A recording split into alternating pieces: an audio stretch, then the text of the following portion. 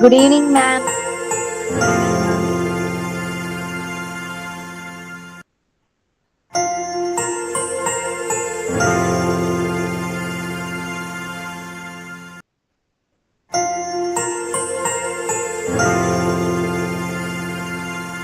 Good evening, ma'am. Good evening, ma'am. Good evening, ma'am.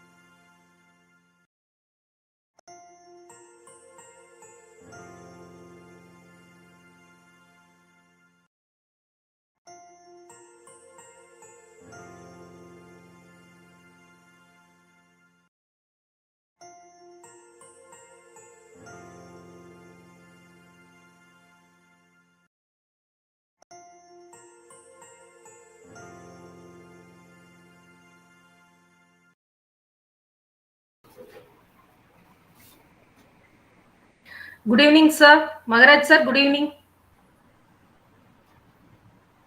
Sir, can you be little louder, sir? It is not audible.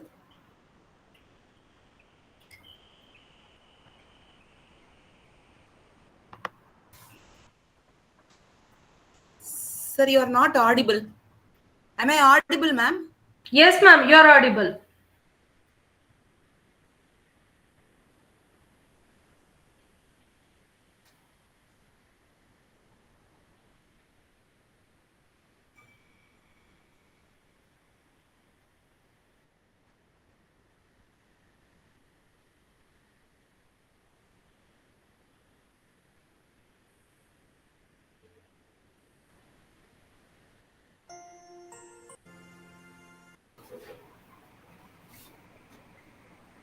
Good evening, sir. Magaraj, sir.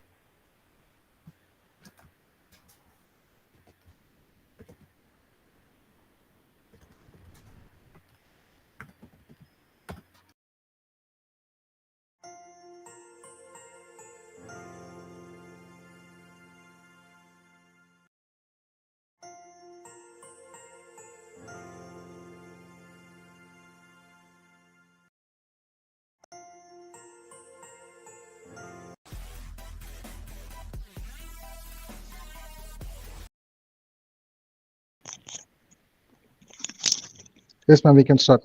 Yes, sir. Okay, thank you. Arun Priya, ma'am.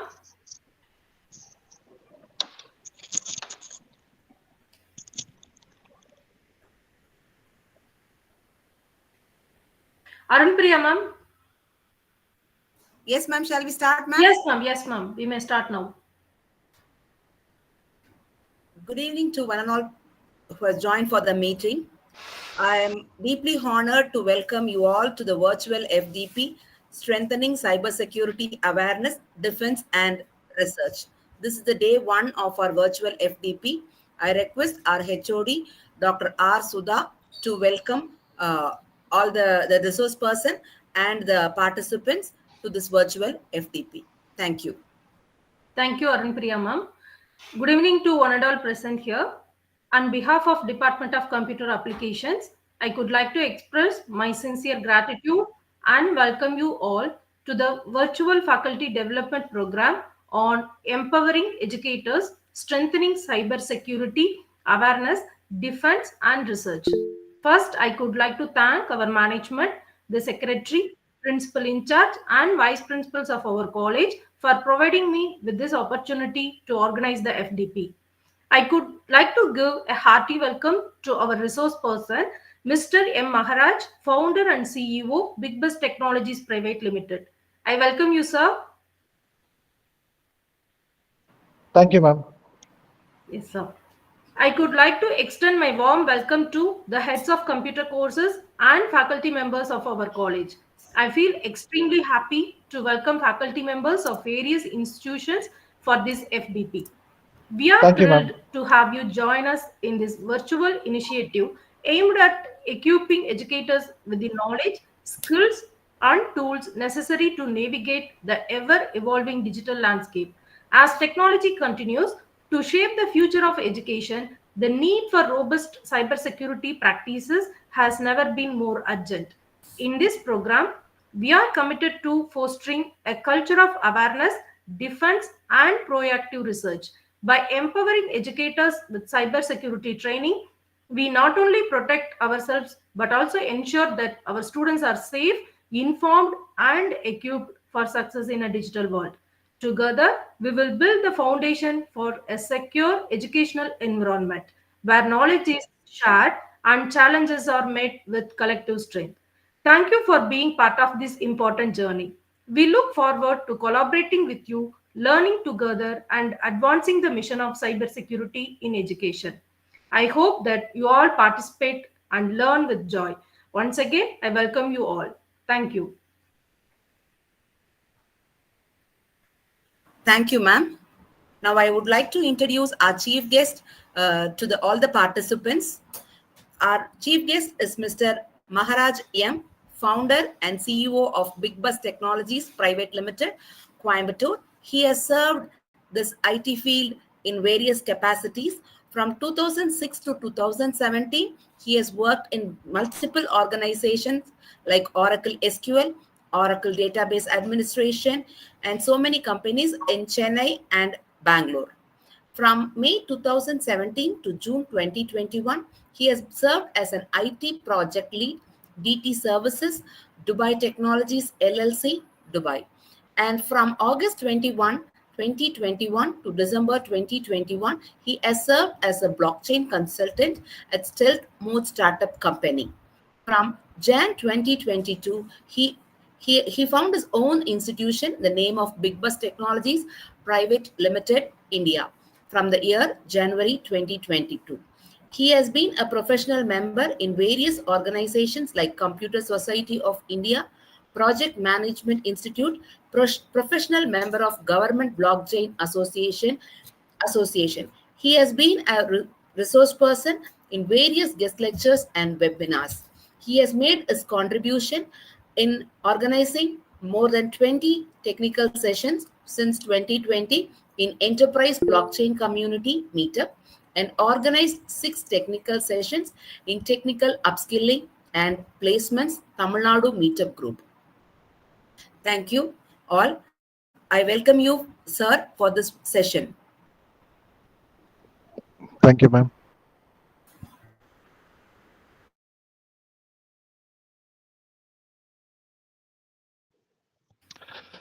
Good evening, everyone.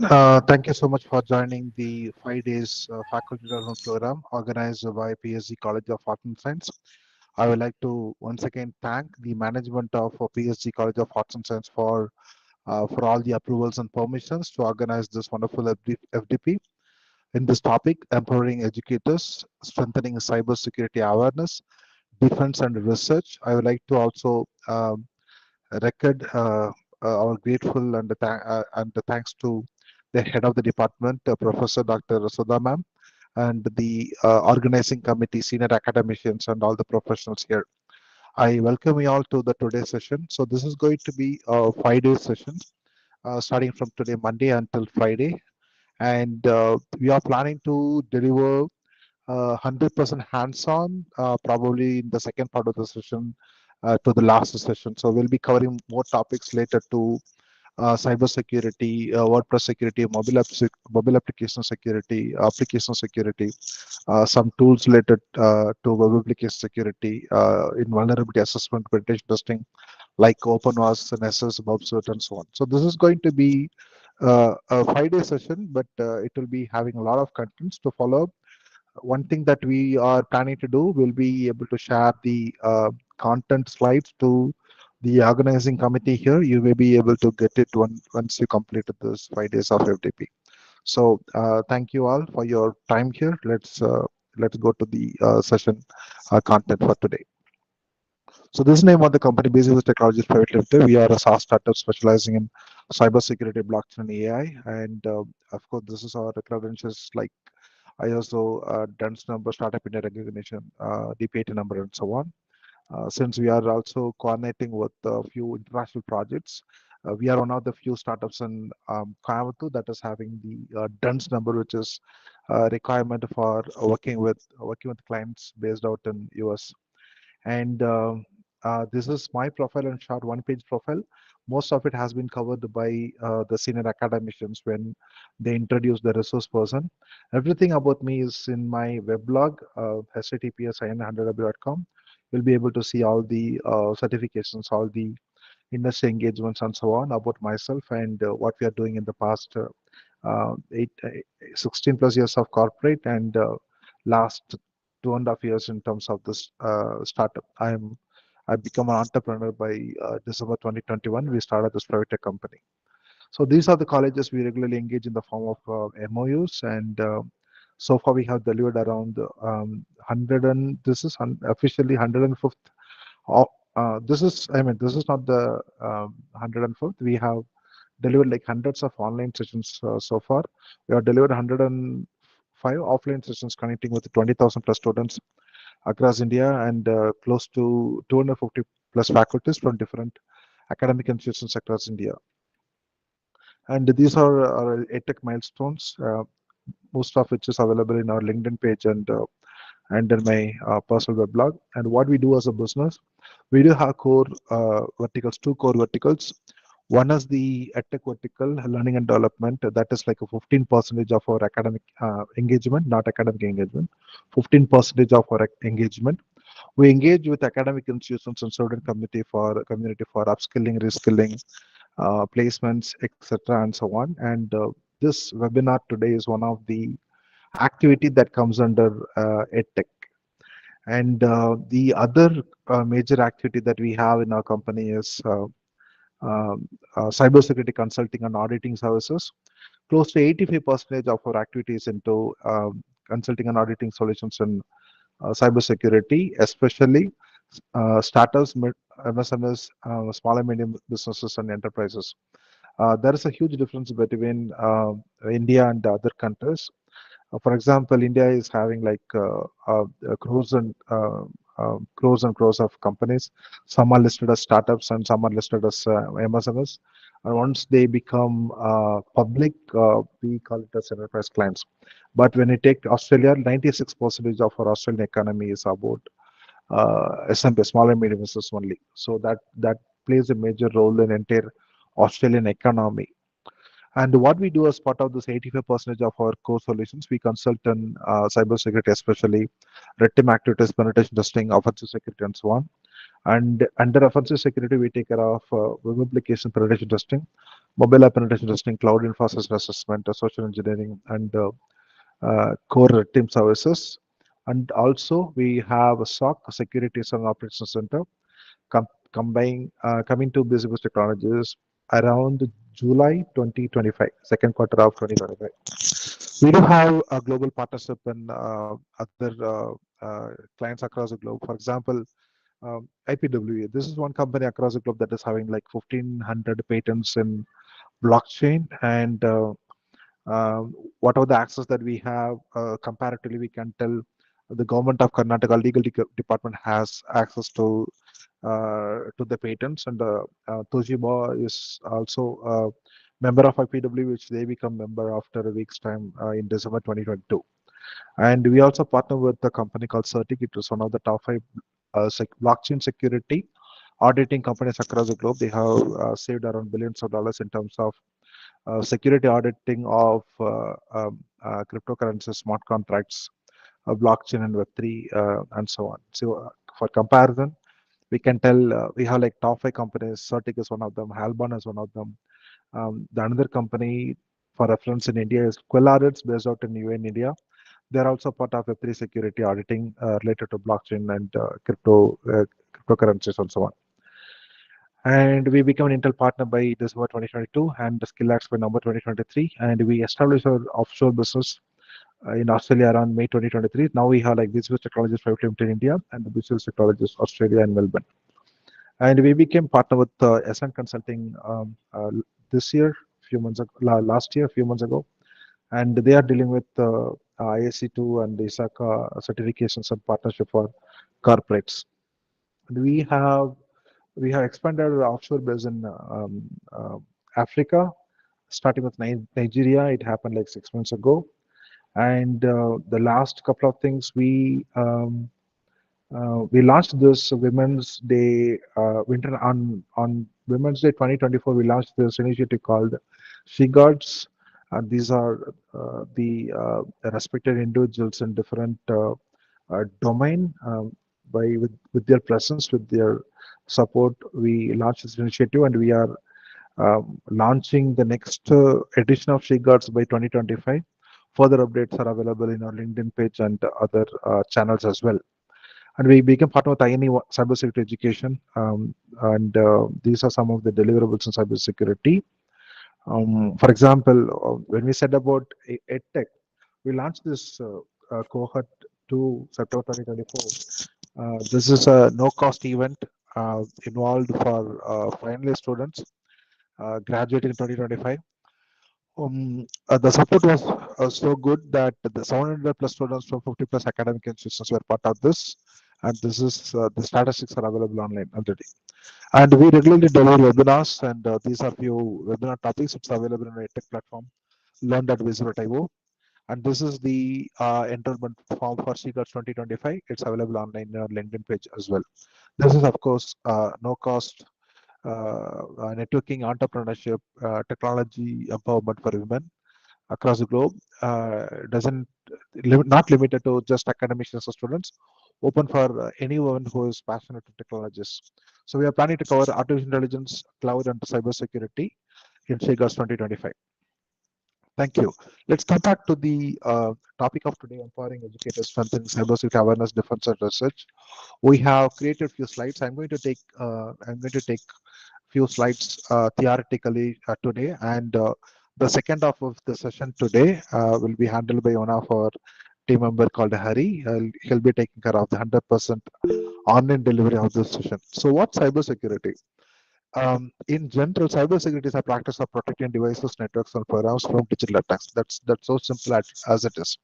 So it's a practice. Cybersecurity is not a rule, or cybersecurity is not something that you can put up in like terms and conditions and so on. It's a practice. Cybersecurity is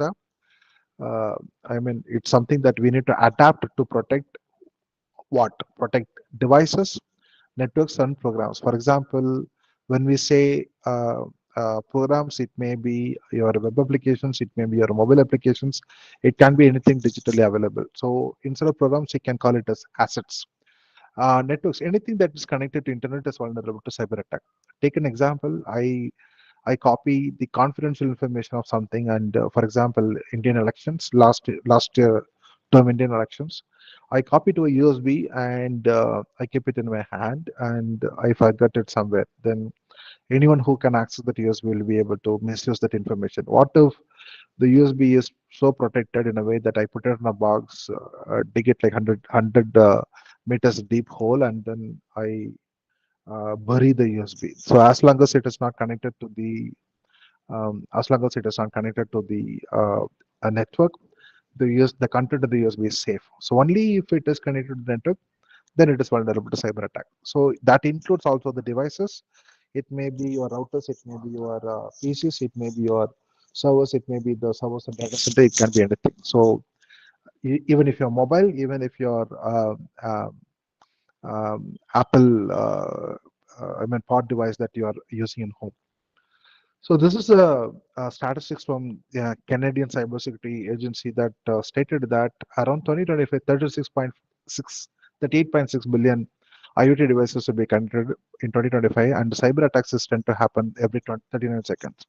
That's very alarming. That's very huge, as we know. But that is the world is trying to do to protect everything that is connected to the internet, and to protect everything uh, that is in the network, in the connected devices. So now, assume one thing. I'm going to give two examples. One is, uh, remember, you may have seen this news, this F-35 advanced fighter jet that that left US airbase, and it was controlled by artificial intelligence, and it just landed itself in one of the US military ports in Europe or Middle East. That happened once. And a few months before, one of the F-35 flight went missing and it crashed. So it was not a regular accident. At the time, it was a newsfeed that this F-35, which is a most advanced level fighter aircraft having billions of lines of software code, might have been hacked. So they had this debate online. They published this news article as well, stating that what if someone was able to hack this when the flight was flying, and what if someone redirected the route, redirected the commands, hacked the commands, and so on. That is one scary thing that happened like a few months ago. Next, this is another news. There is a Danish cloud host that said that the entire data center has been hacked and all the data has been lost. Assume one thing. What Let's say I have a website called busywiz.com, and I'm hosting this website in one data center. And the data center is supposed to have the backup of the website, and it is supposed to give me a service level almost equal to 99.9999 and so on. So probably maximum 6 minutes of downtime per year, let's say. So that's how the centers are designed to keep my website up and running all the time. What if all of a sudden I lose that website? I lose everything in the website. I don't have backup of the website as well. That's what happened here. Everything that was hosted in the particular data set is lost after ransomware attack. They won't be. They couldn't settle this ransom claim at the time. We'll come to the discussion about what is a ransom, what is a data breach, and so on. This slide is about ransomware, and the next slide is about data breach. So this is an insider attack. There was an ex-employee of Tesla who exposed the personal information of about 75,000 plus individuals. It was one of the biggest data breach that could have been protected, but it is an insider job. Someone who worked in the company published this online after they become ex-employee of the company. Now, getting an attention to this World Economic Forum Global Cybersecurity Outlook report every year, probably by around Jan end of Feb. This is the old one. WF World Economic Forum publishes the Global Cybersecurity Outlook. They publish the top 10 technologies and what's happening in all countries across the globe in terms of cybersecurity. You are welcome to search for this World Economic Forum's Global Cybersecurity Outlook 2025 report that is available online as well. Next, getting your attention to the India Skills Report 2022. It is one of the most comprehensive, uh, most, insightful report related to the skills that is required in India. So there are three skills that I'm highlighting here: artificial intelligence, cybersecurity, data science, and analytics.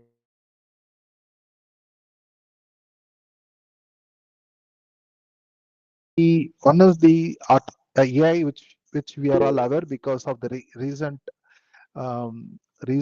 launch of ChatGPT and other AI tools. For example, OpenAI launched ChatGPT 2022, and we had Microsoft Copilot, we had Google Gemini, we had DeepSeek R1 from China, we had Kiwi, we had Quen, we have like Alibaba also launched one generative AI recently. So this is one skills that is required for the next decade, AI. Next one is cybersecurity, which I have highlighted as well, and the third one is data center analysis. The reason we have highlighted cybersecurity is the cybersecurity domain, even though it is existing for almost more than a decade, and it is getting hot every day, every year, every month, every week, every second, and so on. This security is going to exist. This domain is going to exist as long as there is technology that is existing across the globe. Until the world is connected and running using technology, there will always be a need for cybersecurity expert. There will be always a need for this domain expert. There will always be need for learning this technology and implementing and practicing and so on. So when it comes to cybersecurity, any cybersecurity professional can be categorized in one of these three domains or verticals or pillars, we can say. The first one is offensive attack team, also called the red team. The other one is the blue team, also called the defensive and defensive protect team. The other one is the purple team. Now, when it comes to offensive security or the red team, what it means is like assume that I create a website or create a mobile app and I'm going to launch it in public, probably Google Play Store, or I'm going to make my website live and I really want to know whether my website will be safe and won't be hacked at all. So to do that, what I have to do, um, I need to give it to experts who are consulting experts in cybersecurity. They will simulate a cyber attack on that website and they will see whether my website is safe or hackable. So once they certify that my website is safe to host, I'll be going ahead and hosting it. If when they simulate the cyber attack as part of their team activity, if they are able to find the vulnerability, then they will notify me and I will fix all the vulnerabilities before I host it and make it public. So we just spoke about the word called vulnerability. We will come to the word vulnerability in a moment. The other one is blue team. Most of the cybersecurity professionals will either belong to red team activity or blue team activity. Blue team is um, some, some vertical who handles it, who takes care of cybersecurity activities once something happened, or not so predictive. It's like not so proactive. It's like they step into when something happened, or they keep on monitoring and so on. For example, digital forensics. Someone 2 days ago there was like 1.5 billion dollar of cryptocurrency stolen from an exchange called the Bybit, BYBIT, and now there are companies across the globe who are involved in the blockchain forensics. It is one of the subject under cybersecurity related blockchain, and they are tracing the kinds and they trace it back to North Korean group. So this is one thing that comes under blue team activity. In between blue team and purple team, there is another team called purple team. Purple team, what they do in general, they provide best practices. They handle activities that is happening between red team and blue team, and um, they provide, for example, they assess an asset and they provide gap analysis document and so on. Most of the cybersecurity professionals that you meet may either belong to red team or blue team, and very rare you can find one person that is working purple team. For example, Microsoft is a company who is regularly hiring blue team, and any company that is having a digital presence, any company that is migrated to digital transformation and adoption and so on, they will always have an internal offensive security team, and they will always consult with offensive security team that are third parties as well. Uh, for example, let's say Zomato is launching a new update to the app. So before they update the app, before they publish it, they will what they will do internal testing of their application security and websites and so on, and then they will have external cybersecurity professionals audit their assets. The assets may be website, the assets may be mobile app, and they will come up with recommendations. And after they fix all the recommendation, then they will publish it online. If they didn't do it, if there is a vulnerability, if there is something that is hackable, then hackers will exploit it, and they will either involve in data breach or ransomware. They will crash the system, and all these things are possible. So, what are the major two types of cybersecurity attacks? One is ransomware and another data breach. We have other types of cybersecurity attacks as well, but let's have our attention to one of the major two cyber attacks: ransomware and data breach. Um, to start with an example, you may remember that November 2021, I believe, 1 or 2, 22, AIMS got um, ransomware attack. They hacked the systems for almost a week. They were unable to perform surgeries. Ambulances got cancelled. There are a lot of things happen as well. Even though AIMS infrastructure website was regularly audited by authorized cybersecurity consultants across India. And then the hackers, what they did, They demanded like hundreds or 200 crores of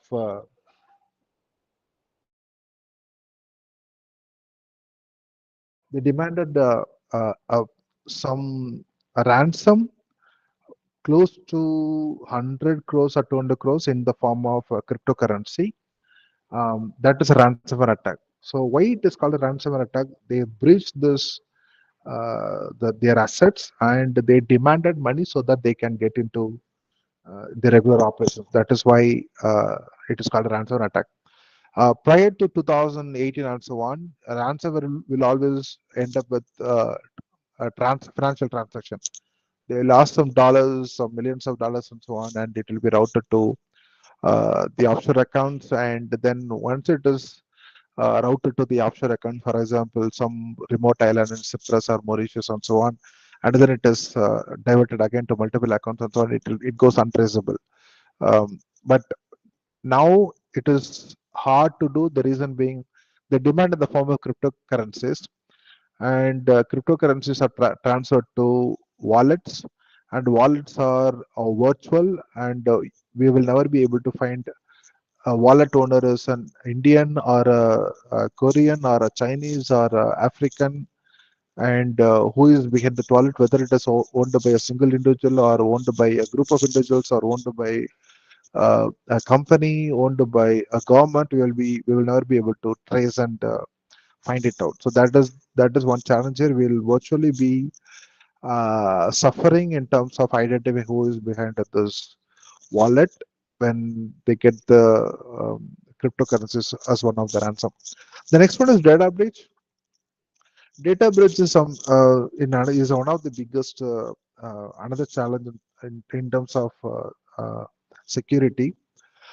When we have mobile phones, when we have access to multiple applications and so on, everything about us is somewhere digitally available across the globe. For example, if someone wants to know about me, if they get access to banking system, they'll be able to know my first name, last name, my date of birth, my father's name, my mother's name, my current address, my past address, my bank balance, everything about me. If someone wants to know about my travel logs or the food that I like or whatever they want to know, they can get everything from social media. There is something called open source intelligence as part of cybersecurity, which will help the hackers, whether they're ethically or unethical hackers, to know much about all this information that is available online. So that is a data breach.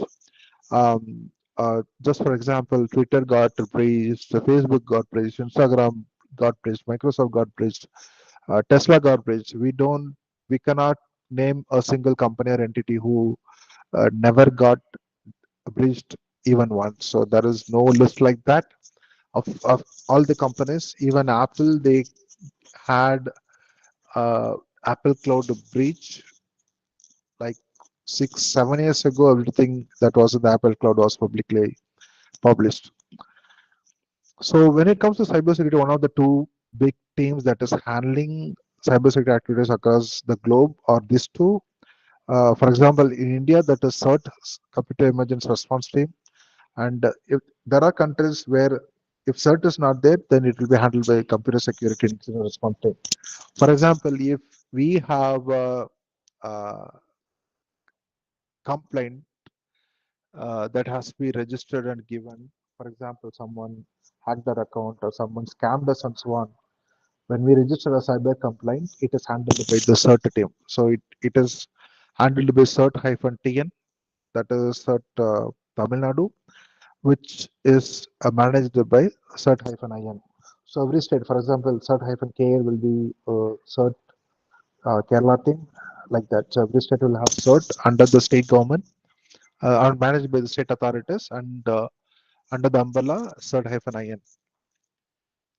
So when it comes to cybersecurity, there are some frameworks like in every other domain. Um, for example, let's say a person wants to start an insurance company. So insurance company, they have to approach the insurance regulatory authority. The authority will expected them to provide details about them, and they need to deposit some crores and crores of rupees to get the license to operate as an insurance company. Let's say someone wants to start a bank. So again, there is a framework from National Payments Corporation of India and RBI and the Securities and Exchange Board of India and so on. Similarly, in cybersecurity also, there are some frameworks.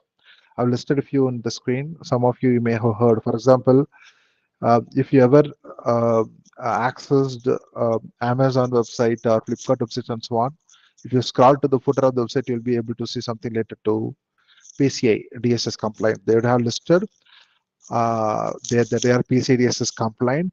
The meaning is they are handling the credit card payments of all the.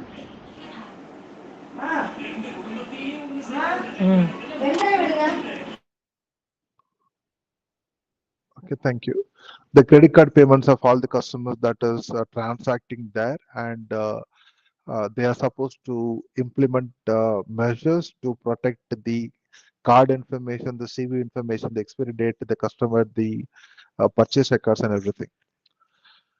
And coming to cybersecurity. Well, let's start with one simple. Let's start with one simple thing. Um, there is always a discussion which one is bigger, whether it is network security or cybersecurity, information security. Every vendor has a different way of implementing this, but we'll take what with one simple example. Let's say we are in an academic institution, we are in a lab, and our lab will be having like 60 plus desktop PCs. We call as host machines connected in LAN, RJ45 cable, and then connected to routers for internet access. So measures they taken to protect what is part of this uh, 60 plus host machines and the router and so on, that is part of network security. Anything that is part of this devices connected to the network, we take measures for it. That is called the network security. Now, coming to cybersecurity. Cybersecurity takes care of not only those devices, the network and so on, but also whatever that is running inside the system. What if these 60 machines are connected to a research lab and there is a lot of data for years and years and so on, uh, and we take measures to protect what is lying in the data center, the service that is connected to this, and that is cybersecurity. You take care of not only the hardware assets but also the digital assets as well. Your applications, your databases, your code, your API keys, your login log of information, your GitHub profile, private GitHub profile, everything. Measures you take to protect all this, that is cybersecurity. Now, what is information security then? InfoSec is the umbrella term. For example, it's implemented not only for anything that comes to cybersecurity, but also that you cannot govern under cybersecurity. Imagine you go to a bank, you want to create an account, you take a bank application form, you take a pen, you fill all the application form, and then you provide to the bank, the person at the bank, and he creates a bank account for you, and your bank account is created. Now you can digitally transact online, and they will provide you username and a password and so on. You can even set up a two-factor authentication to keep your account very secure. All good. So that's part of cybersecurity. But what will happen to the paper that you used to fill, the form that you used to fill the bank account information to create the bank account? There are a lot of personal information available there. How how they are going to handle it? What kind of measures they have taken to keep the form safe, and what kind of measures they have taken to destroy the form after, for example, let's say after 1 year's time. So information security governs all these policies. I'd say another example. There was a wind turbine accident probably in a remote place next to Germany, and they thought it's a mechanical failure. And after a few months, they found that it is not a mechanical failure. It's not an instrument failure. Through the log, they have identified someone tweaked this performance of the machinery at the time, and they hacked into the system, and they blew up this wind turbine, and it spread into it got blasted, and it spread into 2 miles and miles. The debris was there. So it took long time to identify that it is not a mechanical failure but a cyber attack on that wind turbine.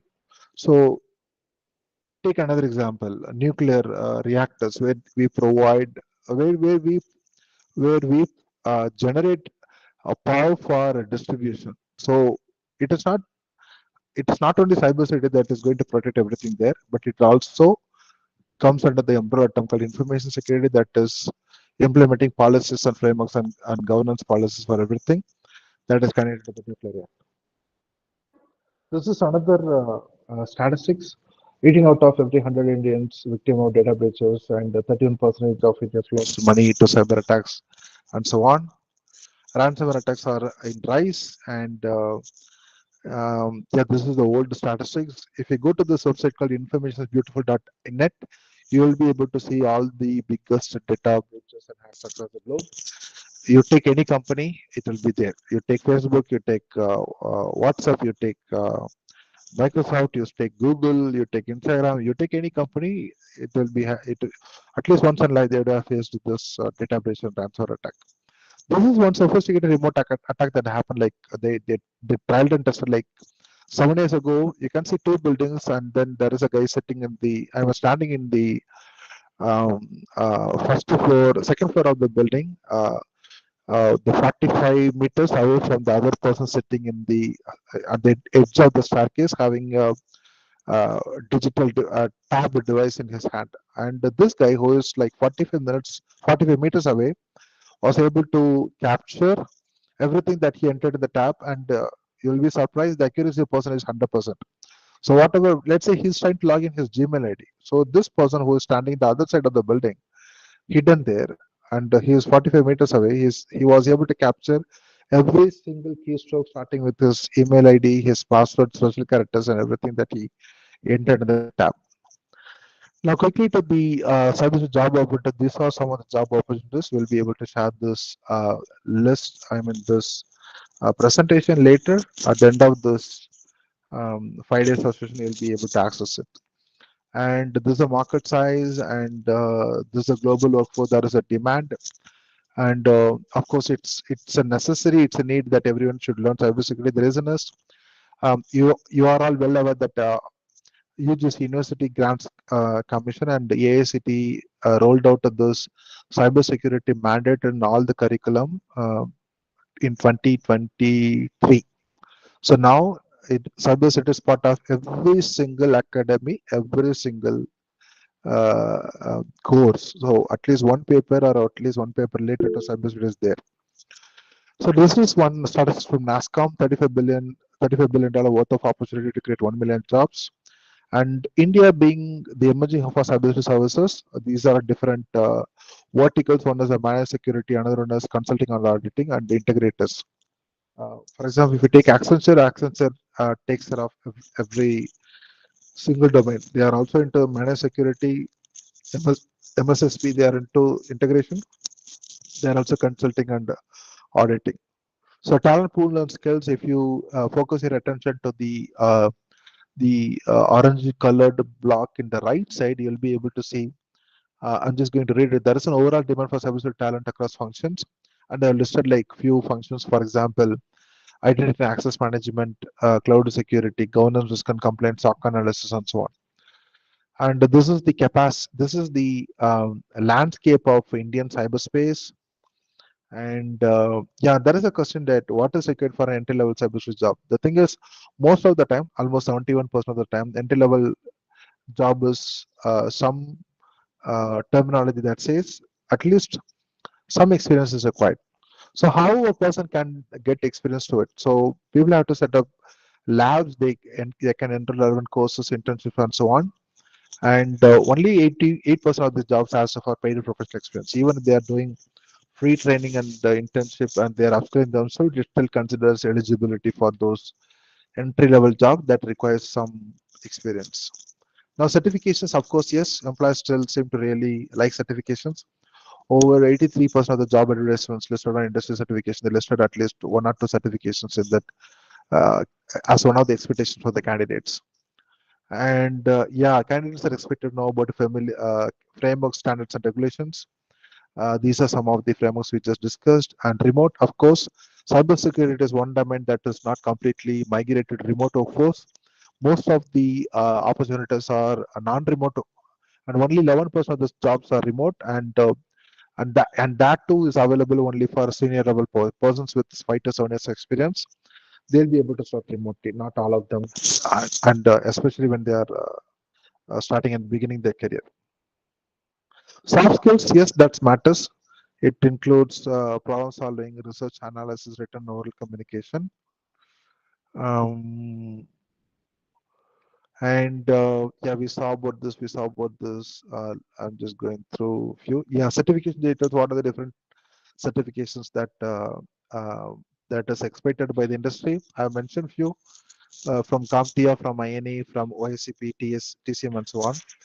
And there was another question from academic institutions recently: how they can practice cybersecurity. What they want to learn themselves? There are platforms like this. For example, this is one platform called a Try Hack Me, where anyone can join for free. They can pick up the labs and they can practice uh, depending on the verticals. And there are some questions related to tools when we started the cybersecurity, when we engage with academic institute students.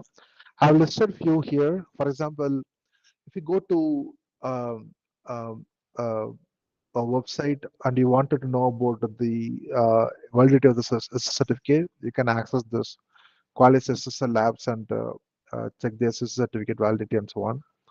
And let's say you had a website, you visit a website and you wanted to see whether the website is free of any malware. So this is one URL. Get a try. You can go to malware scanner and put the URL and scan it. And there is another thing called security scanner. That is another tool that you can put your website and scan whether it is secured or not. And this is another simple plugin that is available in multiple browsers called a Vaporizer. You'll be able to see the technology that is powering a website. And this is another tool you can. What if you want to know whether a current website is running the latest framework or it is outdated and vulnerable? So this is one website named Built With, and security. If you want to access, scan the security headers of the website of any website, HTTP headers, HTTP2 headers, and so on. You'll be able to access this. These are all open sources of. Sorry, not open source. You don't have to pay for consuming the services. What if you got an email all of a sudden you want to you are suspicious about that URL that, so you can use this website called URL scanner.io. You will be able to paste this URL and do a scan of this. This is something called a Mozilla Observatory. You'll be able to scan your site, and this is managed by open source team across the globe. And for penetration testing and so on, this is one website that we usually use, Shodan.io, where we would like to know the vulnerable asset that is connected to the internet. For example, there may be CCTV cameras that is running older firmware but still vulnerable to cyber attack. For example, recent days, Fortinet firewall devices have been hacked due to the outdated firmware. It happened for the same Cisco devices as well because of lack of updates.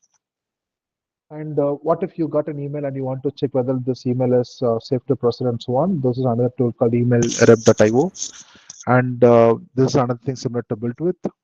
And what if you have received a file and you want to scan the file whether this file is uh, whether file is safe or the file contains any malware?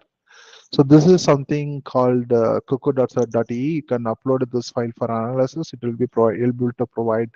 It will scan against malware signatures and it will be able to provide the results.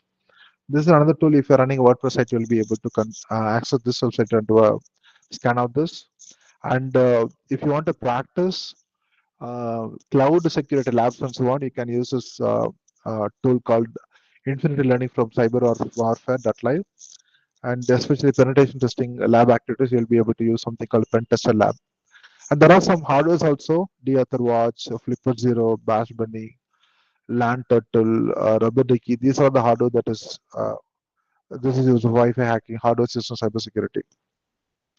Now there are some free certifications like uh, the one that is offered by SAN, And yeah, we do have other information in the slide. Maybe I'll just pass it here. I'll just hand over this to Mr. Hari, who will take it forward from here for the rest of the session. We thank you once again. Hari, over to you. Thank you, sir. Good evening, one and all. Myself, Hariprasad Dasan from DC Bus Technologies, currently pursuing as cybersecurity analyst. Am I audible? Yes. Yes, sir, you're audible. I hope the previous session was interesting, and let's move on to the basics. What are the things needed for a cybersecurity? Okay, ma'am. Let me share my screen.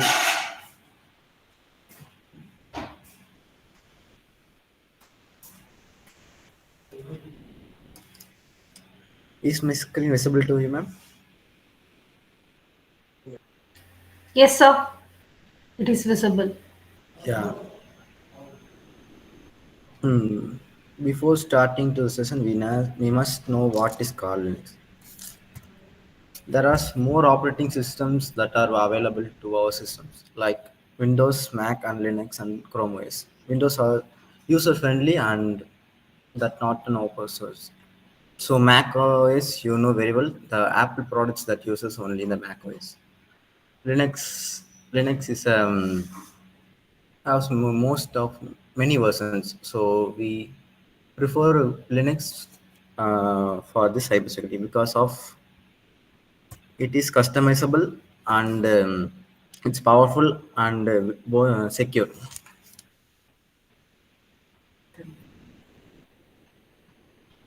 One second.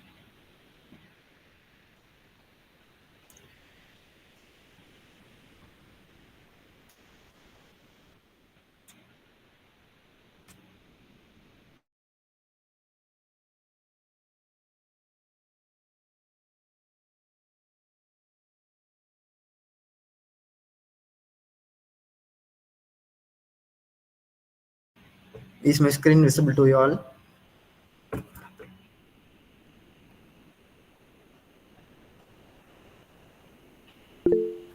Yes, sir, it is visible. Yeah. Let's continue with it. Yes, sir. Why Linux? Linux is an open source that can be readily available from for everyone. So why we use Linux for the cybersecurity? It's powerful and secure and customizable. We can use any tools and we can configure the everything what we needed to this particular domain. Okay, let's move on to the sessions. Um, in this session, we have using the virtual machines. Have you heard about virtual machines?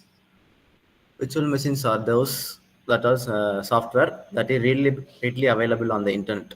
So, virtual machines that runs a multiple OS in a particular environment. You can either uses the Kali Linux or Ubuntu mobile OS, even though a mobile OS that can runs on a virtual machines. There could be multiple virtual machines that are readily available on internet. Some examples are Oracle VirtualBox and virtual machines and Hyper-V. These are the some of the examples of virtual machines that are readily available on internet. See, let's move on to the Kali Linux installation setup. Before that, mm,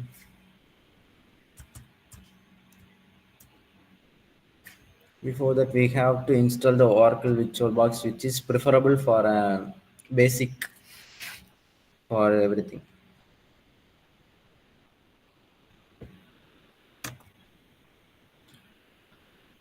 This is the interface of an VirtualBox Oracle, which powered by Oracle. You have to download the VirtualBox from here.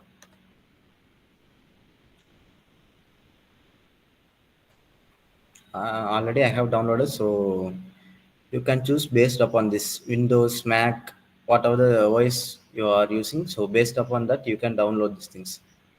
I'm using currently using my Windows 11, so I am downloading this thing. And let's me forward to this. I have already installed the Oracle box, so you can, if you first time installing these things, just you need to install from the file explorer and then give a run as administrators, then install as defaults. Okay, let's create a new thing. Before the, you have to create a new virtual machine. So click on the new button, then name as it is Kali Linux, and this is the path you have which the virtual machines may save. Hmm. I prefer my hard disk, or either you could use your SSDs on that.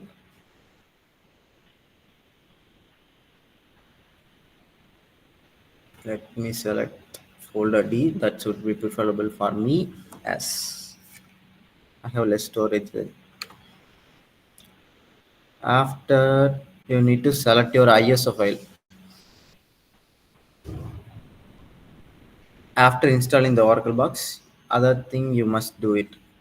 That's the Kali Linux software.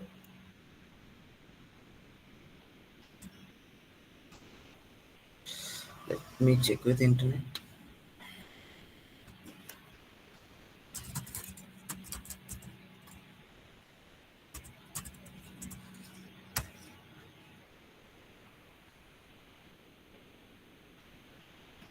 After successfully landing to this page, you just click the download button up here.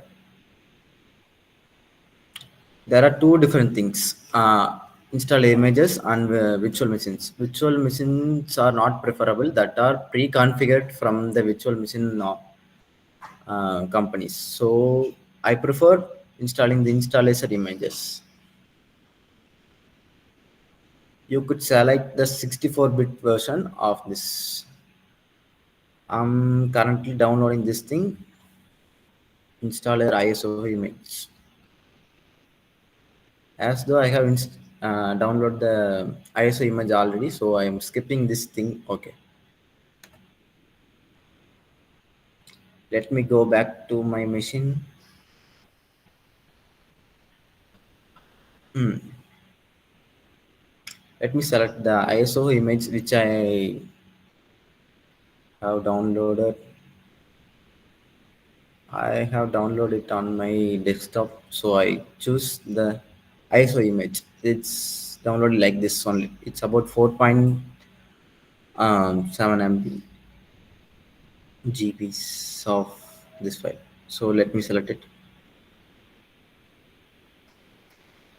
After that, you have to there are some default things that you have to change before the installation.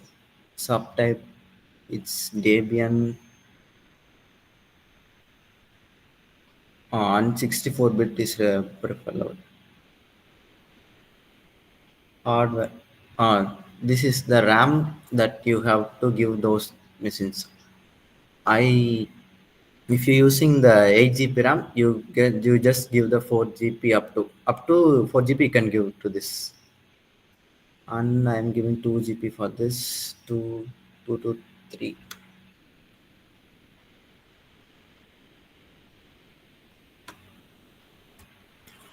And next move on to the hard disk. We have to give at least 8 GB. Why we are choosing this 80 GB means we have to install more tools for the entire cyber security sessions. So we need at least 80 GB. For your preferable, you can choose either 120, 128, or any other available GBs that you have. After finishing all this, just click the finish setting. After giving those things, just click on the settings just to check everything is configured correctly or not. Linux, Debian, and base memory I have set it as 3 GB RAM. And display you should give at least may up to the green line.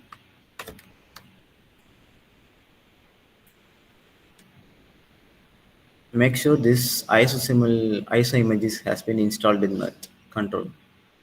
So make sure um, you have noticed these things and all. On network type NAT, there could be more options that are readily available. You can use NAT for this. Let me power off on my machine.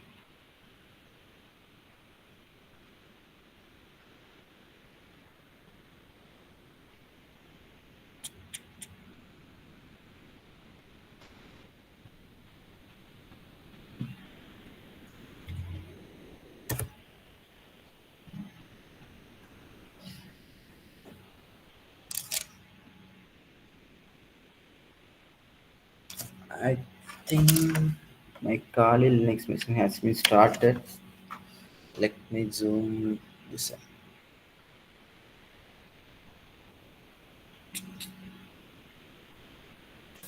You have to give the graphical installation method.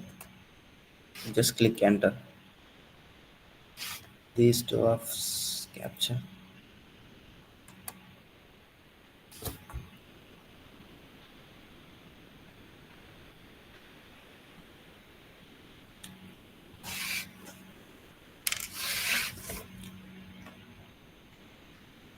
You have to choose English for your whichever you like. On select location, India. And what your keyboard type? Just give American English.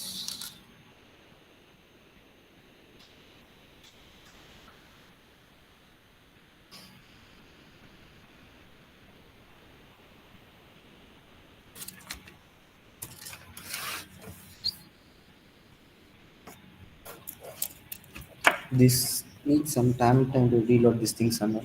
So be patient while you are in cybersecurity. There could be more patient for this.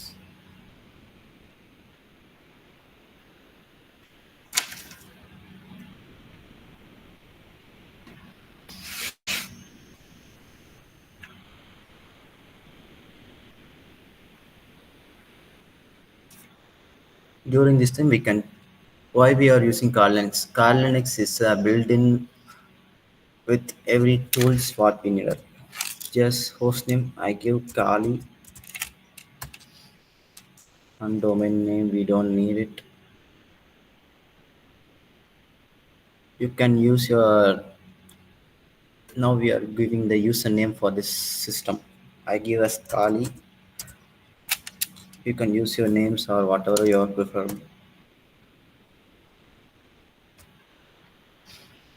Username for this also I'm giving as Kali. Now you have to give your own password. You can give either um, strong password or your preferable weak passwords. Strong password is recommended because of cybersecurity domain is more secure. So these are the basic things you have to need as a cybersecurity. Let's give continue.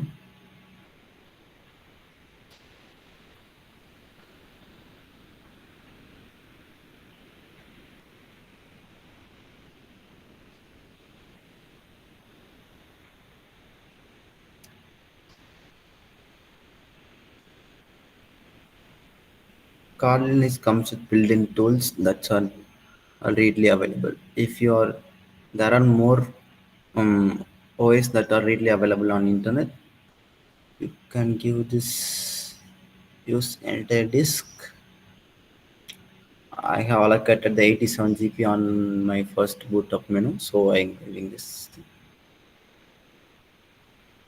So it's recommended for a new users. So gives these things.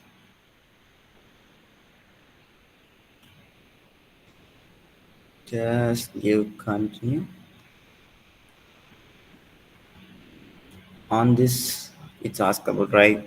Do you want write the changes to the disk? I press I press yes.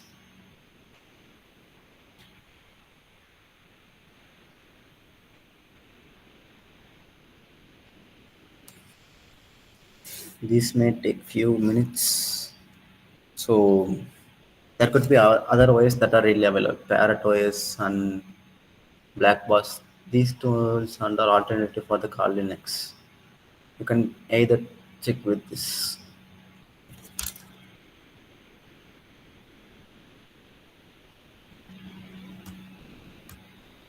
This may take few minutes. So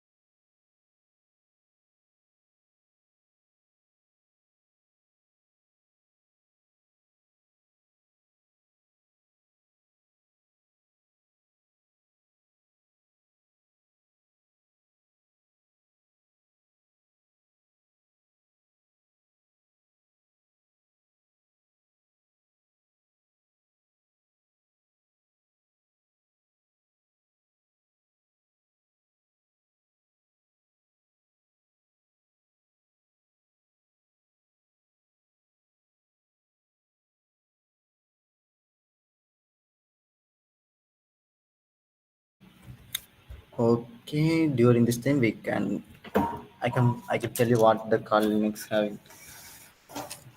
There are some similar tools that are used by many of the ethical hackers, like Nmap for scanning the websites and IP addresses, and Shoot for it acts as a man in the middle. So it's capturing those requests and responses. And there are more tools that's likely to this. Mm,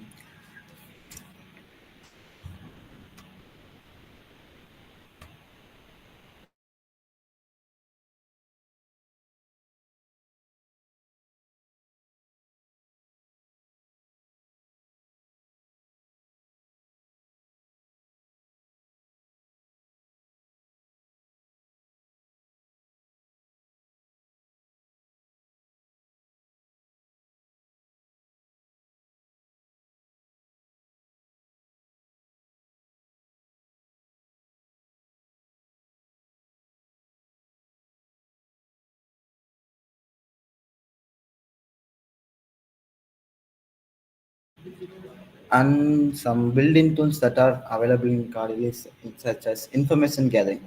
Information gathering sense you can gather some information with these tools. There are some popular tools that are really available. Amas and Maltico. These things get informations when you're giving those mm, what uh, if you are having IP or a domain that is then it gives us the information for this. Before there are some several steps that are really available for cybersecurity. PT. Okay, let's move on to this. You can choose these things. Desktop. These are the default things that comes with Kali Linux.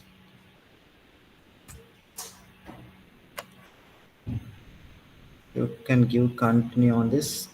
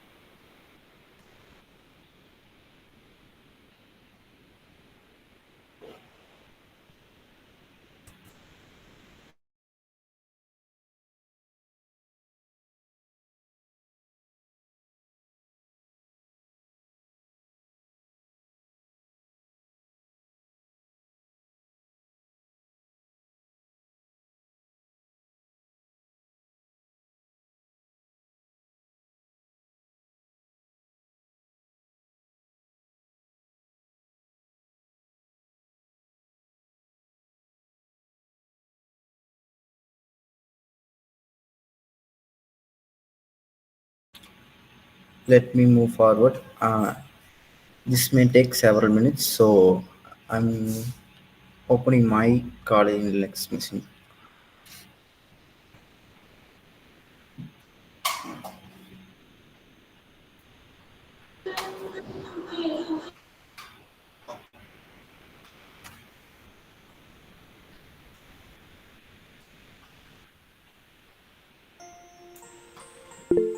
One.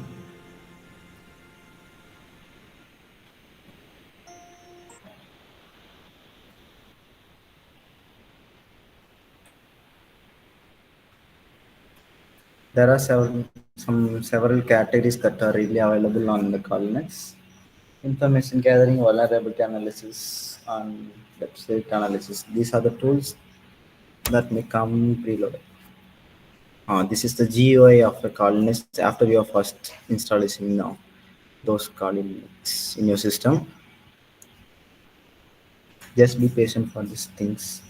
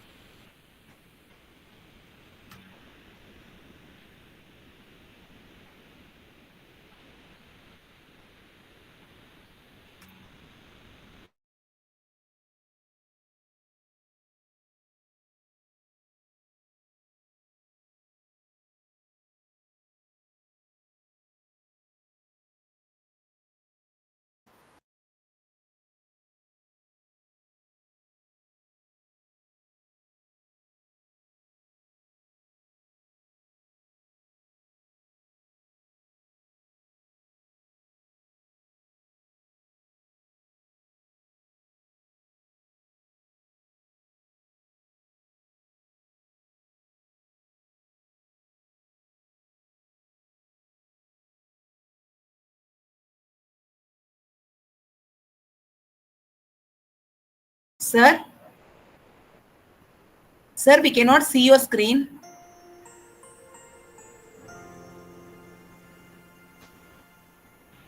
Now you are now I am visible, ma'am. Now we are able to see the screen, sir. Yeah, yeah. There was trouble in my internet, so sorry. Okay, sir. No issues, sir. No issues. And this is the GUI after you successfully log into your Kali Linux. Just give the username that you have given before and give a password. I have given a strong password to this, so I'm logging to this.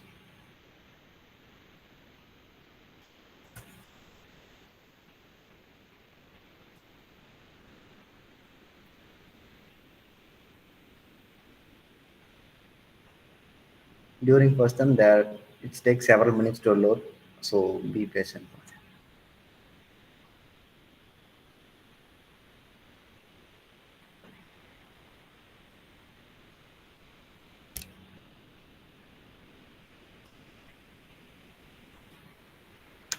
Okay, let's move on to the Kali machine.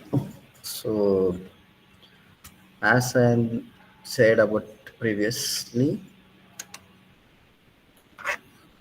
uh, There are some inbuilt tools that are readily available for this. I have told about the Maltigo and Savalamas vulnerability based on the categories that are separated by pixels. You can either use these things. The popular tools are Bob Shoot and SQL Map. There are some password attacks tools that are readily available. Hydra. This tool that brute forces the use with the username and the passwords with the word list. So you, there are some built-in wireless tools that are really available for this. And social engineering. There are some categories in cybersecurity. Um, Information gathering and vulnerability and social engineering and exploiting things. You can. Okay, let's move on to after installing the kernel, just open the terminal by Control Shift T. Um, Let me type my zoom into this. Is it visible now?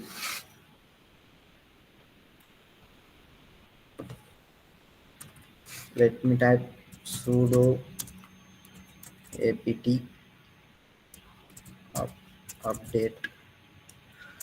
And what the sudo means, the it gives a admin privilege like run as administrator in Windows. So it gives you admin privileges to install those things. And you have to give and symbol. Let me give sudo apt update. Let me give my password.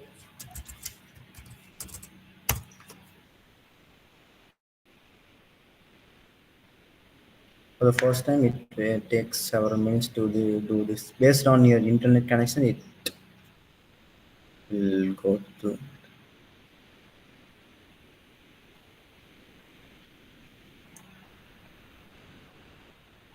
during time. So let me see some tools.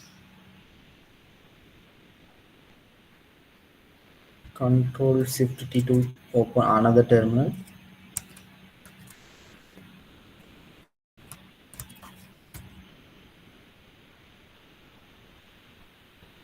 Be aware of giving your RAM to this system because we need at least 4 GB RAM for the particular Kali Linux. So we are running multiple tools on that, and we are running some commands and some tools and various kind of scannings that are going to your backend. So you have to be give at least 8 GB RAM. If you are having 4 GB RAM, you just give 2 GB for that. Okay, my update has been finished. So I am giving another command for that. Sudo apt upgrade.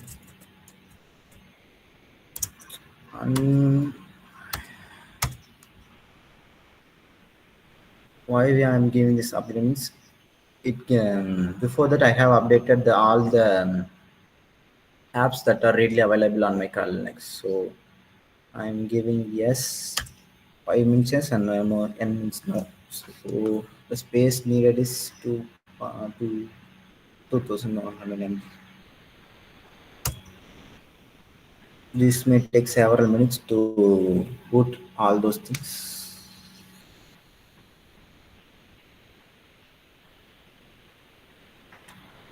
You have to use these tools to for only education purpose. Don't do anything on that. So, being a cybersecurity students and a professional, we are don't do any crimes on this. Without permission, you didn't do anything.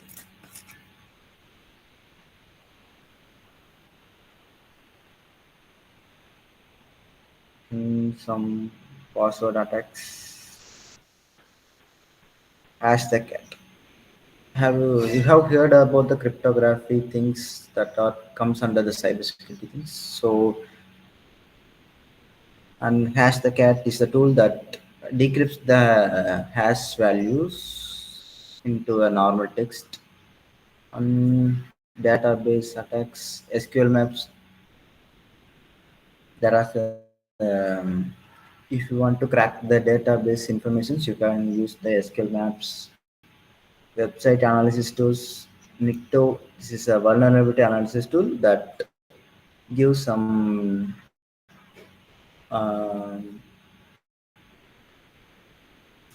vulnerable on that particular website or IP.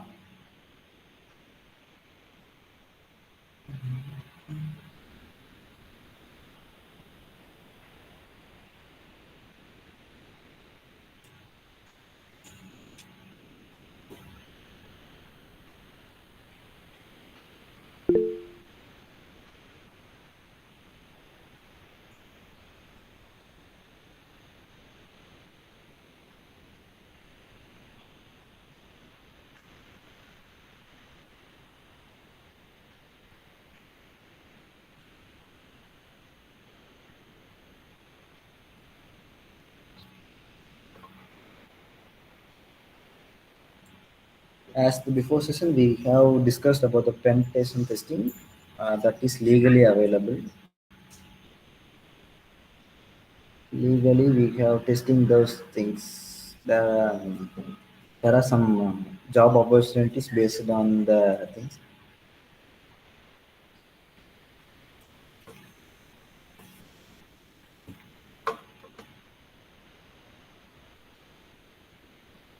And however, there are some technical things that you must know for this. You need at least a basic coding and knowledge for these things. And before testing a website, you must at least know about what is HTML and CSS and JavaScripts. And during pen testing, we test all those things.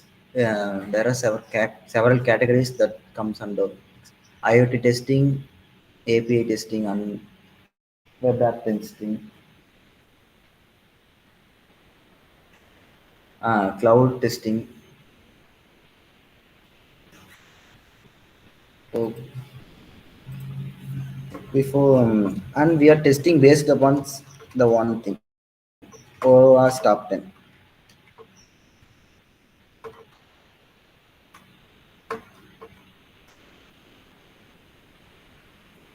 um, there are some top 10 vulnerabilities that are really available on the internet.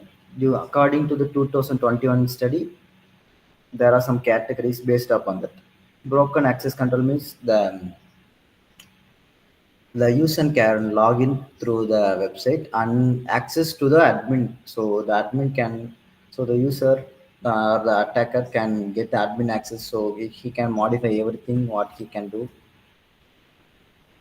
And cryptography failures, as I said before, the cryptography is the main thing in cybersecurity.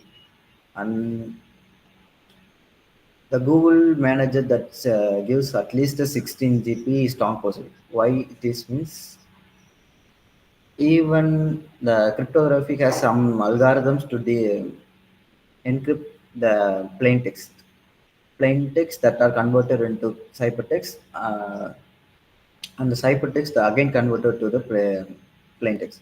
During this time, encryption and decryption are happening in the middle of this process. In cryptography, we have some categories: symmetric and asymmetric. Symmetric are things that we use both two keys for single key for the thing. And asymmetric means we use public key and private key for this.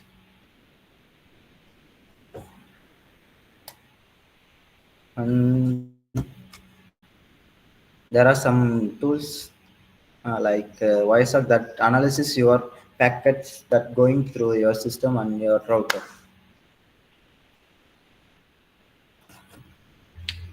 And the third thing is injection attack. There are some injection attacks, process scripting and SQL attack, SQL injections. And the fourth thing is insecure design. And the fifth thing is security misconfiguration. And sixth one, vulnerability and outdated components. And identification and authentication failures for software and data integrity failures, security login and monitoring failures, and server side request forgery. These are the things you must know before you entering a cybersecurity thing. You must ask question to yourself before for this domain.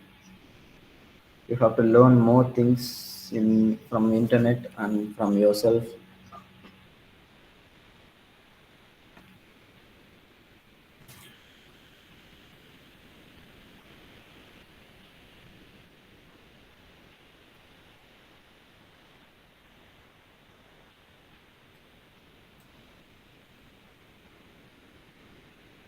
My update is about to finish. Let me wait for some time. So this is the first time, so it may take several minutes. So be patient for that.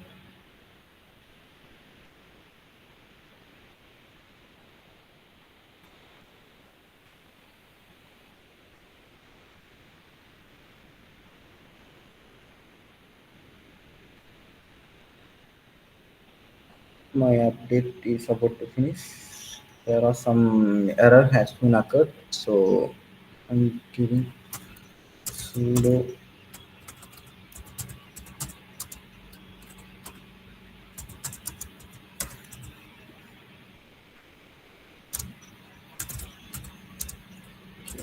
update, and you have to give the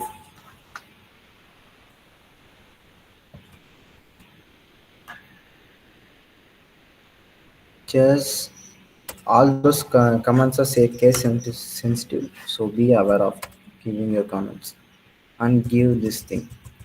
You have to give this thing fix missing.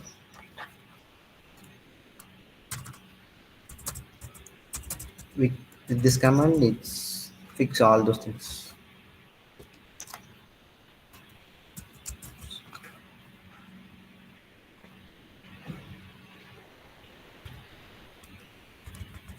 As I said before, it's a case sensitive. I need to use another command.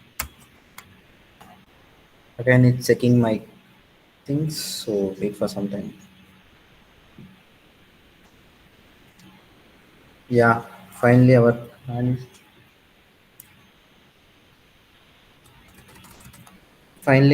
Kali Linux machine setup has been over. So thank you for attending this session.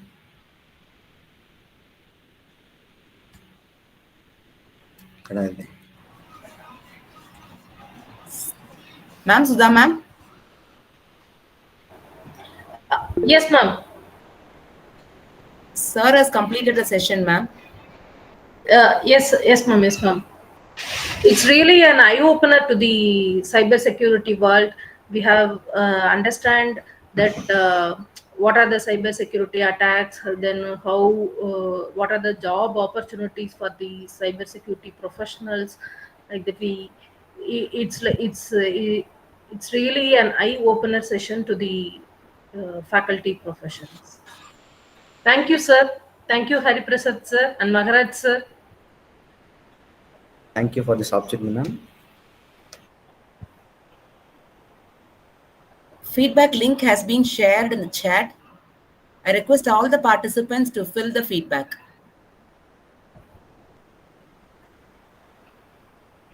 Ma'am, shall we end the session? Yes, ma'am. But the feedback link is in the chat box, no, ma'am. Yes, ma'am. Feedback link is there in the chat box. Yeah, then we have to stay back at least for 10 minutes, no? So that's why everyone will attend and fill I the think they'll form, no, copy ma'am? it, ma'am. We'll give 5 minutes so that they can copy Yeah, the link yeah, and they can that's post fine. the feedback. Link will be open only for 20 minutes. I request all the participants to fill the link within 20 minutes. Thank you all for joining the session. I think the session is very informative to you all. Thank you. Thank you once again. I request all the participants to join in the for tomorrow's FDP by 5:50. We'll be sharing the link by 5:30. The Google feedback link is also shared in the YouTube. So suppose any one of you can't able to join in the Google Meet, they can access through YouTube.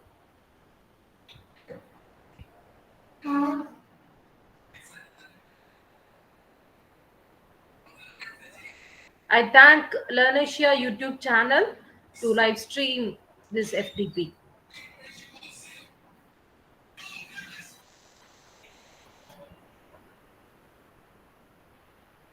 The participants who can't able to join in the Google Meet can access the feedback form in the YouTube link.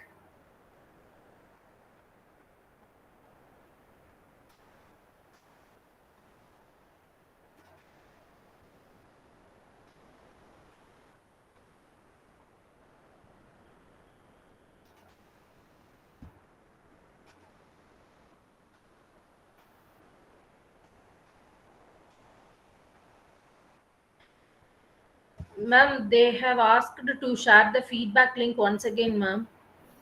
I'll do it, ma'am. Yes, ma'am. I've shared it, ma'am. Yes, ma'am. Yes, ma'am.